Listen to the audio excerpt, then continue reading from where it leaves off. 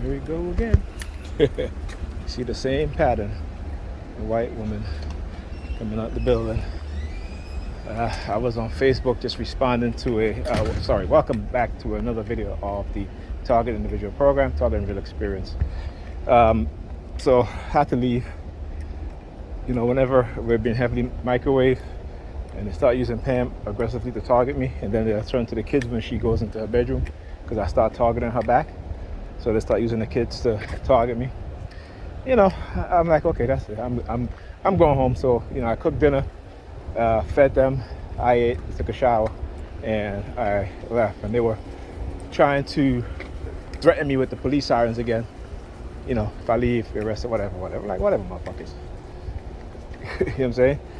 So then they started to use the color black. All right, when that didn't work, they used the white woman. As you see coming out the building, as I was looking at my phone, she's like dead. She's staring dead into my phone now, right? So yeah. Anyhow, yeah, I just had to leave. You know what I'm saying? Look, when you know, I do a lot, which I don't have any obligation to do so, but I do it for the sake of my kids. You know, but when you're dealing with a conditioned mindset that cannot see her programming, her detrimental programming, her toxic ways, you know, who can't give anybody any true support unless she's getting something out of it, you know, it's a lot. But anyway, I don't want to hark on her too much. Let's talk about what I was texting on Facebook. So there was a celebrity, well, there's two of them. Celebrity singer Janelle Monáe, and then you had Keke Palmer, who just recently had a baby. Let's talk about Janelle Monáe. She's a singer, you know. She was in that neo soul, you know, kind of like Jill Scott, Lauryn Hill, you know, that sort of vibe. But apparently now she's showing her titties just to sell tickets, right? These, you know, the way how we're conditioned, and particularly black women, you know, black women were the symbol of wisdom. They were the ones who taught the next generations, whether they be kings and queens. All right, that's why in the Kemetic spiritual system, or the Kemetic mystery system, the netter that is in charge of scribes, wisdom, writing, right? She is the one who passed the knowledge. When they talk about in the Bible the tree of good and evil, or the tree of knowledge, I should say, they didn't call it the tree of good and evil. That was changed afterwards, but it used to be the tree of knowledge. That was the woman. That was the woman. Okay? She's the one that bear the fruit. And the fruit is your children, the next, you know, your legacy, your lineage, right? And she teaches them, she gives them knowledge. Black women were once the standard of beauty, the standard of knowledge and wisdom. Back in ancient time, there were no wise men, they were wise women. Okay, until the European came into Kemet and took it over. Okay, then it went from being wise women to wise men because of how the European treated their women. You know, it's all throughout our history, which a lot of us don't even know, and don't care to know, and don't want to know, because we have been indoctrinated with a European mindset, and this is why we continue to be at the bottom. This is why they engage in a lot of the debauchery. You know, that used to be me too, because again, we're all conditioned that way. We are all conditioned that way. Very few of us have the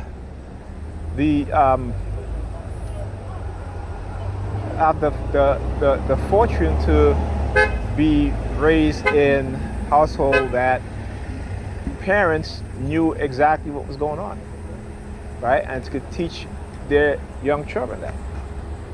You know, very few.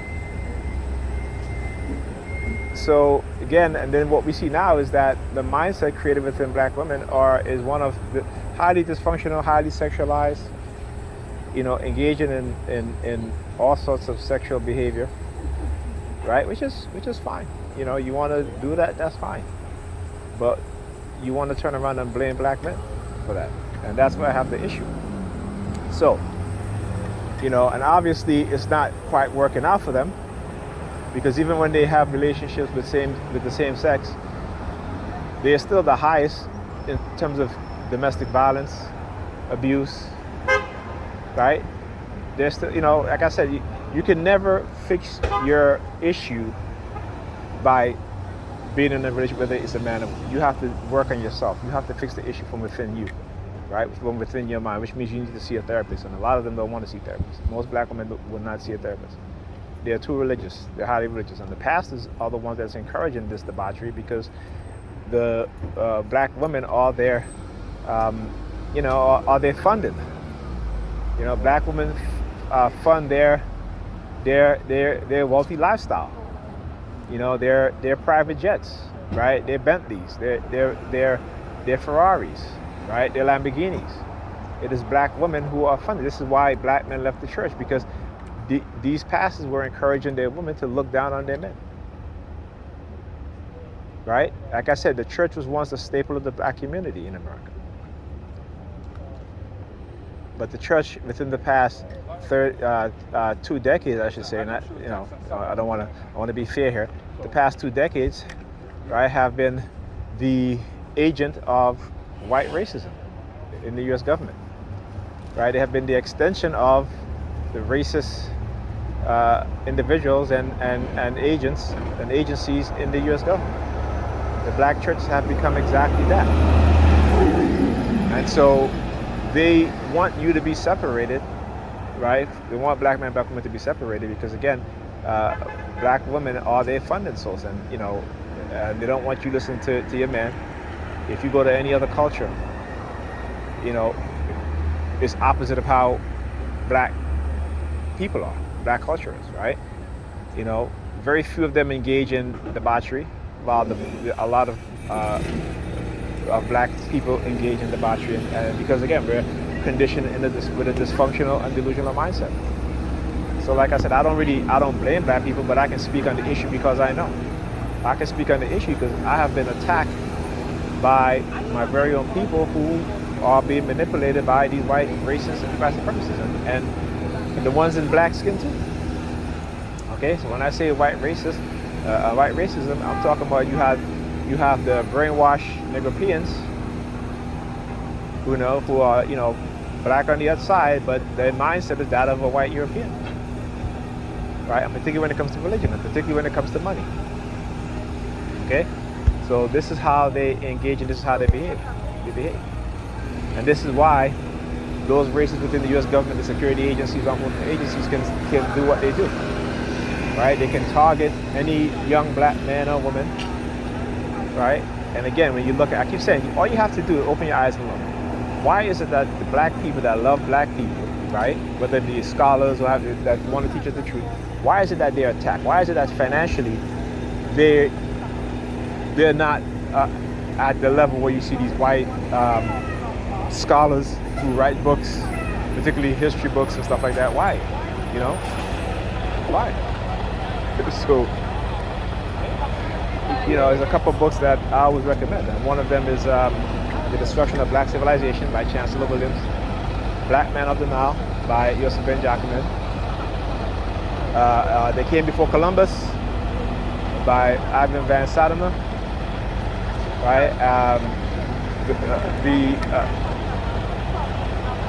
The seven ways in which media used to destroy the image of black boys by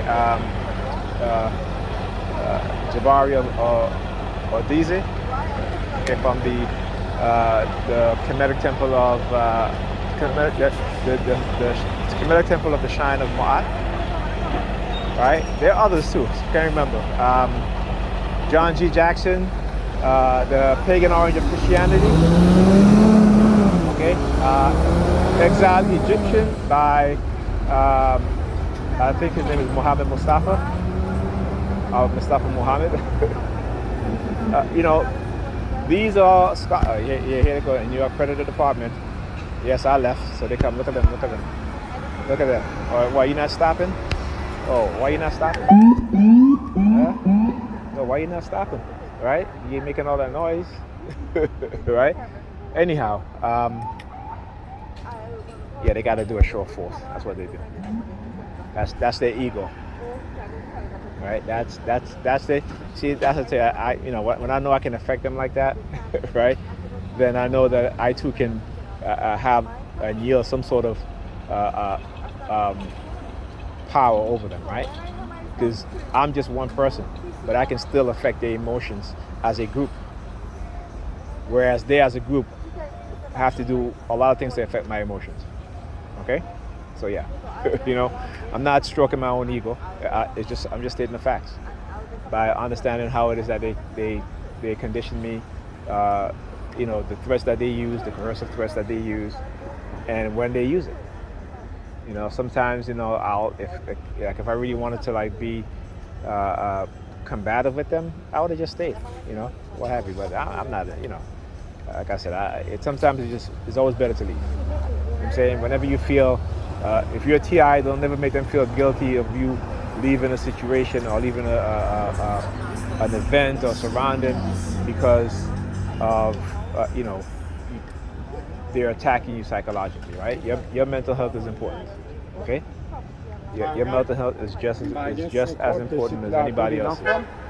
So you know, don't even worry about that. But anyway, as I was saying, right? So yeah, you know, there are a few books. Also, the Kemetic spirituality. What is his name again? Hayakawa Kaba, something like that. I can't. You know, you guys gotta excuse me. Sometimes, you know, like I said, I'm not always going to remember the names of some of these authors, but you know, particularly when I'm being heavily attacked like I was today, right? So you have to excuse me that one. But anyway, so let me get back to the whole situation of these. The singer Janelle Monáe. So she was at the Essence Festival and she was singing one of her songs, and she literally raised up one of her bra to show her boobs, and she had like just a little pink button covering up her areola. You know, and I'm like, wow. You know, I'm saying, you know, and this is, you know, the majority of these younger black singers today, even the ones, some of them who are, I wouldn't say all of them who are in their 30s and 40s, but you know, the younger ones in their 20s, hitting 30, they're all about sexualizing themselves to dysfunction. You know, talking about, you know, their bisexuality and doing girls this, you know what I'm saying? Stuff that men, you know, rappers who are men would never even talk about. Okay? And not in the explicit manner in which these females these black females are talking about these things. We're the only people who does it. And the older generation is not even trying to correct the younger generation, right? So when you have a leaderless people, you don't have leaders within your communities who can say, you know, young lady, no, you can't do this. Okay? You can't do this. Right? You want to go on your own platform and do it, that's fine. But, you know, we have children watching this stuff too. Right? And I know they say, oh, shouldn't hide things from kids to have you. But like I said, just look at white people. They don't accept that from their younger female artists. Okay? They don't accept that. I mean, when you have people like Pink and Katy Perry, you know, yeah, they, guess what? When they do stuff like that, guess what? The white women, oh, they get at them. They get at them. They sit them down and say, no, this is unacceptable. You can't do this. You know, and what these white female artists do is nothing compared to what these young female black rap artists do. Okay? And then you have these black men who say, oh, she can do whatever she wants to, it's her body. Yes, it is, but there's something called social responsibility. So what happens when all our young people, when they look up to these artists, all they see is, again, sexualization. It's a reason why you have no balance in hip-hop today, right? It's a reason why most hip-hop artists, particularly even the men, the young men, are all about the death culture, right? That's what it's about. It's all about the death culture. There is no balance. If there was a balance, it would have been fine. But when they're just exporting and negativity, right? This is what you get. And then you have the older generation who they can't even correct, particularly the young women. The young men, most of them are eager to listen and learn. It's the young women. We live in a generation now where you have young people who believe they know anything, who have not been taught anything. It used to be that when you were knowledgeable, right, you would be respected. What they've done is to make those of us who are knowledgeable, they have engaged in a psychological warfare, character assassination warfare against us, right? So, like I said, as a people, we have to reshift our way of thinking, but it's hard to do because, again, those that are in those sort of profession, they know the truth and they're not willing to be attacked, right? They're not willing to give up their gatekeeper positions. And even if they're not gatekeepers, they're not willing to give up that money that they get. Right? We see when there's a mental health crisis in the white community, how swiftly white people act, white corporations. When there's a drug epidemic, how swiftly they act, to where they're in the lab creating drugs to save their sons and daughters, their mothers, their brothers, their uncles, their cousins, their best friend, right? We know that because we see that with meth, right? So when meth was a drug that was basically primarily affecting young white kids, and young white kids were overdosing off of meth, right? What happened? They created a drug to save them. But again, because our people have been conditioned with short-sightedness and forgetfulness, right? And because we have no self-love, no true self-love. Because when you truly love yourself, it will bother you when you see other black people behave in a negative way, right? It will bother you. It will bother you when you see a young black kid cursing at an older individual in the street. You will say, no, young man, have some respect. But they've made the older folks afraid of the younger generations because of how they're conditioned. When 80% of black boys and girls are raised in households with single mothers, and the single mothers are busy working and living their life, living their best life, as they say, okay? What happened to those kids? That is not to say the father is not involved, right? Because a lot of fathers would rather have their kids. But no, these women are using their kids for the child support, right? Which is a system that was created again by these white racists. And guess what? The state benefit from mothers putting their fathers on child support, right? You guys got to recognize the scheme. You got to recognize the legal extortions, right? Because it has always been the case in which black dads have always been part of their kids' life. It has never been a point where the majority of black fathers were never involved in their kids' life or were never taking care of their kids. So what they do is that they focus on a small group of people, right? And they plaster it all over the news.